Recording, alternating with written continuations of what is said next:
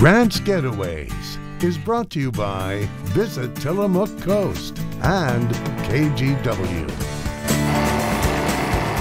Tip it down a little bit more. Sharp tools are critical to keeping some traditions alive.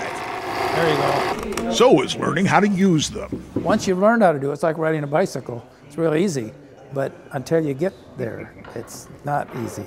Jim Bergeron is a rare teacher of Native American woodcarving techniques that span the centuries.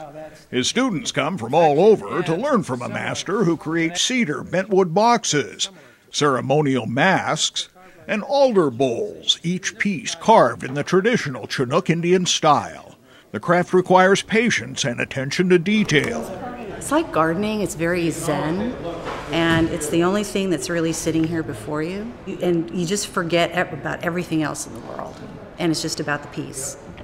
The classroom is open to any and all who travel to Astoria and step inside the new Barbie Maritime Center. It's a place steeped in history, too.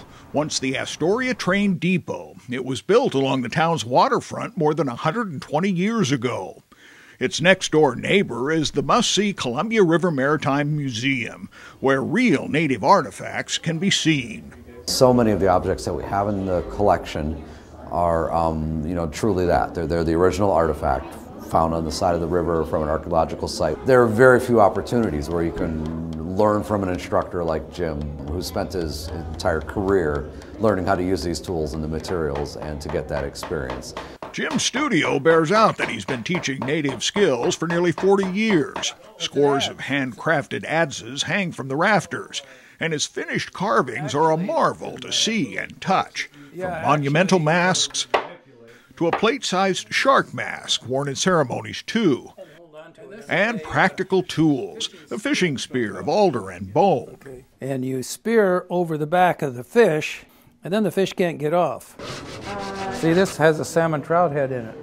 If you wanted to put one of those in there, see, you could put that in there. Back in the classroom, Bergeron hopes his enthusiasm for keeping tradition alive is catching, and more people find beauty in the wood and value holding on to Oregon's past. It's something that was here for years and years, so I like to think it's a little bit of local history, really.